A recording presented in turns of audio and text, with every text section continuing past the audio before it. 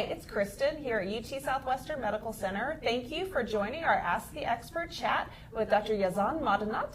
Dr. Madanat is a physician with the Harold C. Simmons Comprehensive Cancer Center, and he specializes in hematology and medical oncology. Dr. Madanat joined UT Southwestern earlier this year. We're super excited to have him here and are grateful he was able to take some time to answer some questions. So welcome. Thank you for having me. Absolutely. I know one thing I do want to remind everybody is that Dr. Madanat, since this is a Facebook forum, we're unable to take really specific medical questions. We need to keep them general, but we'll take as many as we can get to.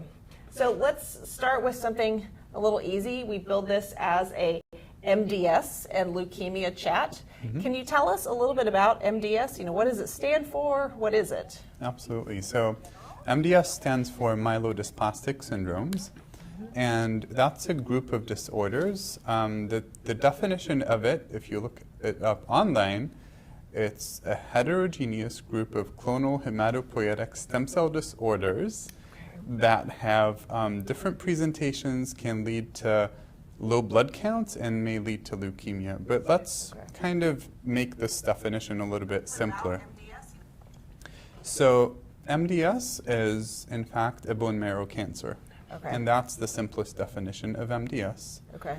But if we take the word MDS, or myelodysplastic syndromes, this is what it stands for. So myeloid comes from the myeloid lineage in the bone marrow, and that's a family kind of that makes the red blood cells, the white blood cells, and the platelets. Okay. And the dysplastic part is just abnormal looking cells. And so when a pathologist looks under the microscope and detects abnormal looking cells, this is what dysplastic means. Okay. And syndromes is because it has many different subclassifications.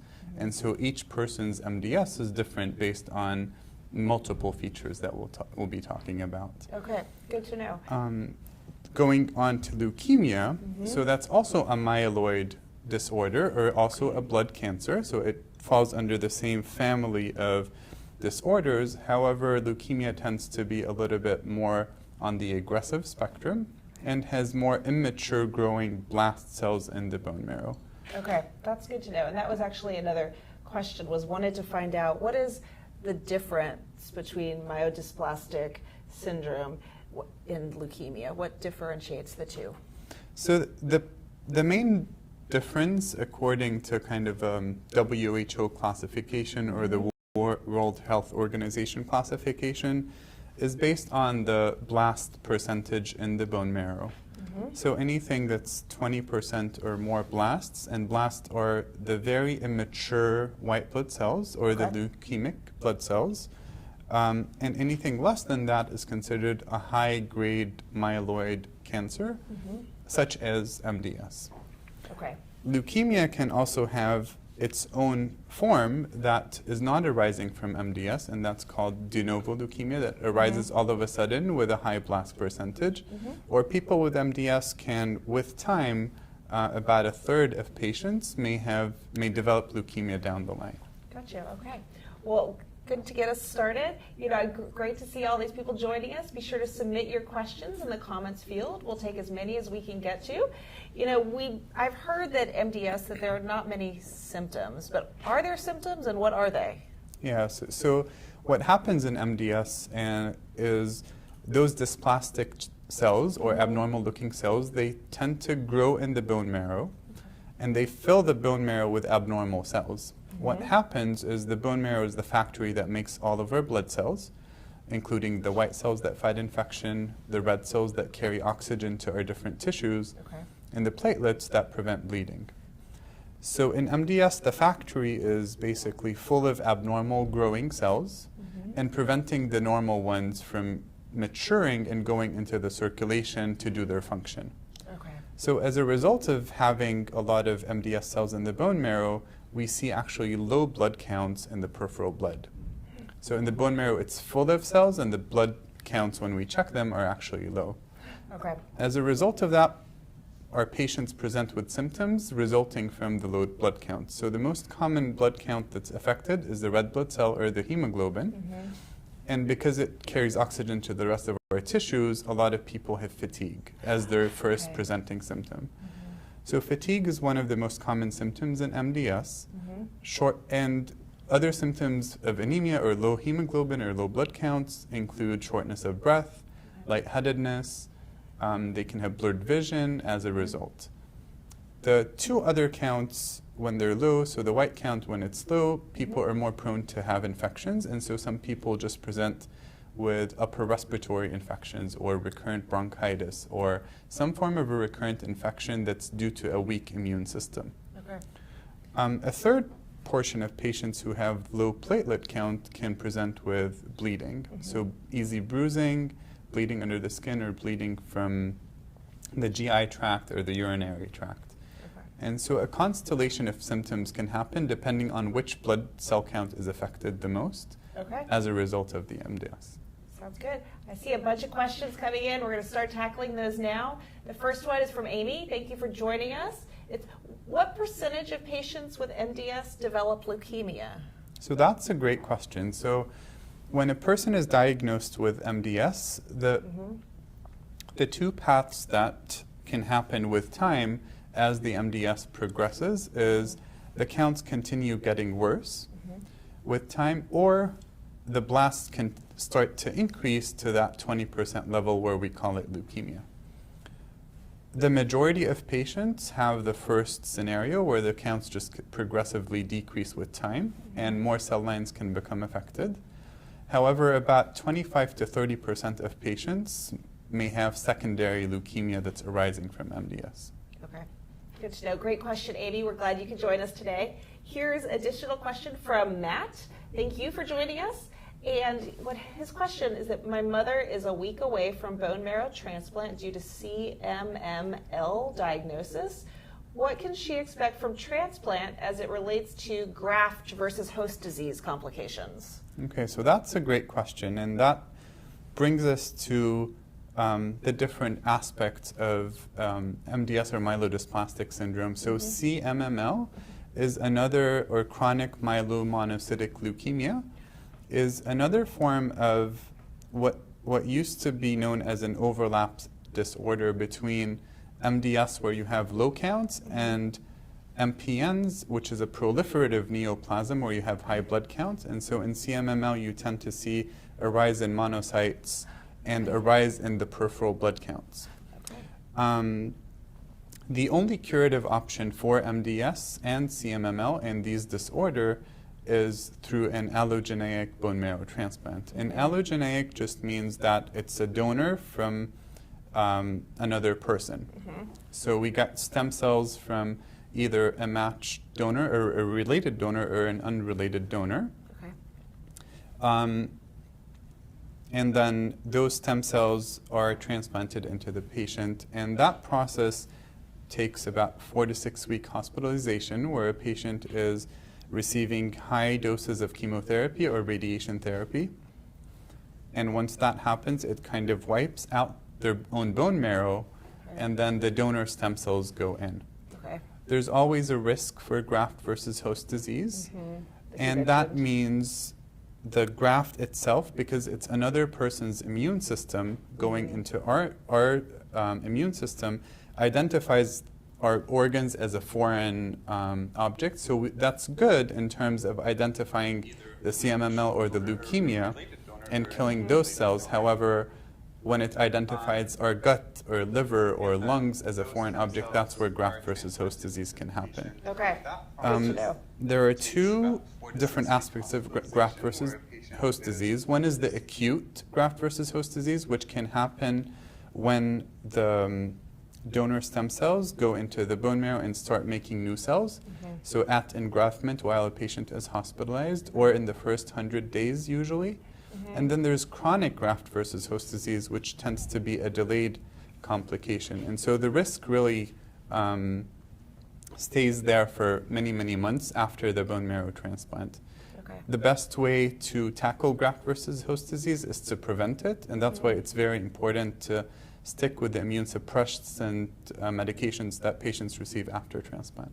Okay, great question, Matt. We're glad you can join us. Hopefully that answered all your questions.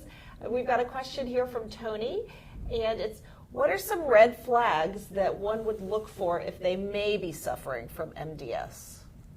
So that's a great question also. So red flags would be the three symptoms that possibly can happen with MDS as a result of low blood counts. So fatigue, recurrent infections, or easy bruising, easy bleeding. Checking blood counts may be the first step in seeing if there is a diagnosis of MDS. If the blood counts were noted to be low, they can be low for multiple reasons, and so a thorough workup to make sure you're covering every other possibility before calling it MDS is what's necessary. Okay. And to just add to that, MDS cannot be diagnosed without a bone marrow biopsy.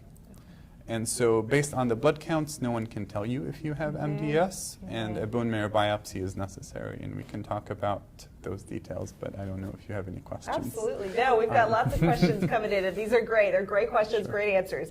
So one of the questions actually was, who is most susceptible to MDS? Are there certain populations that are more likely to get this? Yeah, so MDS is a disease of our older population. The average age at diagnosis is about 72, 73 years of age. Oh, wow. We think the reason for that is in our bone marrow, which is the factory that makes all the blood cells, the cells are constantly dividing, and they mature and they go to the circulation to do their function. As a result of cell division, errors in cell division can happen, and the older we get, the more errors we're more likely to have. Once in a while, an error gives the cell a growth advantage, and as a result, we can get MDS or leukemia, and that's why they tend to be in our older population. Gotcha. Okay. There's another unique subset of patients where they're at a higher risk to develop MDS, and these are patients who may have had a diagnosis of other cancers and have been exposed to chemotherapy or radiation therapy in the past. Okay. And so those patients may develop MDS years down the line, and they may develop it earlier than the usual onset at age 70. Okay. Yeah. Good to know. Thank you. So how are, I know we talked about this a little bit, but how are patients diagnosed? You said there has to be a bone biopsy. Okay. What else does that look like? Yeah. So a bone marrow biopsy is the procedure that is commonly done to diagnose a patient with MDS. Initially, when we see low blood counts, again, things that may mimic MDS can be a result of vitamin deficiencies, nutritional deficiencies, and even alcohol can mimic MDS. So initially, a thorough workup and getting the easy tests to do easy fixes if someone has vitamin B12 deficiency or copper deficiency for some reason or another, or any nutritional deficiency that's easily replaced with supplementation, may correct the counts and may take care of the issue. If the counts continue to be low, then we do the bone marrow biopsy. Okay, good to know. On a bone marrow biopsy, we do have a few things that we look at. One is the cellularity, which we covered. So we see for about 80% of patients, they have a lot of cells in their bone marrow. For our 70-year-olds, we expect, as a rough formula, 100 minus your age. So we expect to see about 30% cells in the bone marrow. But in MDS, the classical presentation is you see 80, 90% cells. So that shouldn't be present. The second thing the pathologist is looking at is abnormal looking cells or dysplastic cells. And the third thing they're looking at are the blast percentage. And so that blast percent can swing kind of the risk of the MDS from a lower risk disease to a higher risk disease. And the fourth and fifth thing we looked at are chromosomal abnormalities. And then the fifth thing, which has become standard in the past 5 to 10 years, is specific genetic abnormalities that we also test for. Oh, interesting. So making a diagnosis is not the easiest, and oftentimes when a patient comes to us for a second opinion, then we make sure that we get the slides from their prior bone marrow biopsy and have them reviewed by an experienced pathologist who sees a lot of MDS cases on a bone marrow biopsy, because the disease is not common, and making a diagnosis is also not as easy. it sounds like there's quite a process to making sure that that's an accurate diagnosis. Absolutely. Okay. So we've got a follow-up question from Matt, and it's related to, once somebody's had a bone marrow transplant, what is the likelihood of another form of leukemia occurring down the road, or any other types of cancers? Yeah, so that's also a great question. So there's always a risk of developing secondary leukemias with any type of chemotherapy or radiation therapy. So in a bone marrow transplant, you're getting a lot of chemotherapy and radiation. So the risk is still there. Okay. However, for the most part, the bone marrow transplant is indicated when we have a higher risk disease. Okay. And so it's always balancing risks and benefit. And if the disease itself is going to affect the patient's survival and quality of life, then a bone marrow transplant's risk of having a future malignancy many years down the line is less than the immediate threat based on the disease that the patient has. So it's always kind of balancing those risks and benefits to make a decision to proceed with transplant. Okay, great question, Matt. We're glad you could join us. I'm curious about, and we haven't talked about this yet, about treatment options. Somebody does receive a diagnosis of MDS. What does a treatment plan look like for them? Okay, so that's also a great question, and part of answering that is understanding the risk of the MDS. So MDS is a cancer, but it's not staged similar to solid tumors like breast cancer or lung cancer or colon cancer that are similar. So you don't have the 0, 1, 2, 3. So we have a similar staging system, and that's not based on how much the tumor spread. And the reason for that is in a breast cancer or lung cancer, when it's in the lung, it's kind of a stage 1. If it goes to lymph nodes, it's a stage 2, 3. And if it goes to other organs, then it's a stage 4. Simplistically, simplifying the staging system. In MDS, we don't have that. Remember, the MDS is a disease of the bone marrow. Your blood cells are floating throughout your body. So when you're diagnosed with MDS, all the cells in the body have the MDS or are growing as a result of MDS. And therefore, a scoring system has been devised in 1997 and revised in 2012. And it's called the International Prognostic Scoring System, and it's revised version. So IPSS, or the RIPSS, or revised IPSS. It takes into account 3 things: the blood counts and how low they are, the chromosomal abnormalities or the cytogenetics, because some have a higher risk of the disease developing into leukemia or worsening the blood counts faster. And the last thing is the blast percentage that we talked about. So each patient, we basically look at the blast percentage, look at each blood count, and look at the cytogenetic abnormalities or chromosomal abnormalities, and calculate the score. In general, we can divide or group the MDS risk into a lower risk disease where the treatment is really targeted on improving symptoms and improving quality of life, and higher risk disease where the concern to go into acute leukemia is high and the survival is much shorter than lower risk disease. And so if a patient is eligible for a bone marrow or a stem cell transplant, then we try to get them into a remission and then proceed with a transplant. For lower risk patients, however, initially the transplant risk may outweigh the benefit depending on the patient's age, other medical issues, and MDS risk. So this discussion is always what I have with my patients based on their MDS risk and how we want to proceed with treatment. Gotcha. Okay, good to know. Great information there. We only have a couple minutes left, so now go ahead, submit those last minute questions you have. We've got maybe 4 or 5 minutes, and we do have one here from Mindy. Thank you for joining.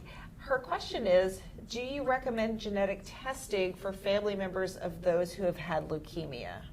So that's a really great question, and we touched briefly on the genetic markers or the molecular markers that we have been doing over the past 5 to 10 years. When we learned more about them, there is about a 10% chance of having a hereditary leukemia. Okay. And so in general, we don't recommend testing family members, but rather testing the patient's leukemia for the presence of any of these genetic markers. Okay. If there is any suspicion, and we tell this to our patients up front, that about 90-95% of patients, this just happens as a result of cell division and errors in cell division, nothing that's inherited from parents or passed on to children. Okay. In 5 to 10% of cases, we may find a genomic abnormality that may raise our suspicion, and that's where we have a hereditary leukemia clinic Okay. with genetic counselors to talk to patients, counsel them about how to proceed with testing, who should get tested, and how they should be monitored if they have a familial type of leukemia. Interesting. Okay, that was a great question, Mindy. Thanks for joining. So what resources are available for patients and families who have somebody dealing with MDS? Yeah, so there are a lot of resources out there. I think the few that I usually recommend to my patients is one, the MDSFoundation.org has Okay. a great website and a lot of resources where patients can actually join and become members of the foundation. The Leukemia Lymphoma Society also has a fantastic website and resources for patients, and they can actually, we usually print out some of the information for our patients when they come for a first visit to have, because there's a lot of information that we give our patients, and so just so that they have something to take and remember some of it. The NCCN, which Okay. is the National Comprehensive Cancer Network, .org. So NCCN.org also has a wonderful patient resource. It's about 100 pages maybe, Wow. but it's just, it's written in such a way that's very easy for anyone to really understand, and it goes from the basics all the way to more advanced things, but in a very nice sequenced way. Okay, that's good to know. And we'll share those resources in this thread so that if you come back later, they'll be available. Awesome, that sounds great. Well, we are out of time for today for our chat with Dr. Madinat. I want to thank you so much for joining us. Thank you for having me again. It's been Appreciate a it. great conversation. Yeah. You know, as always, this will be available here on Facebook. We'll also upload it to our YouTube channel later today. So please continue to watch and share and leave comments. And we hope you have a fantastic day. Thanks a lot. Thank you.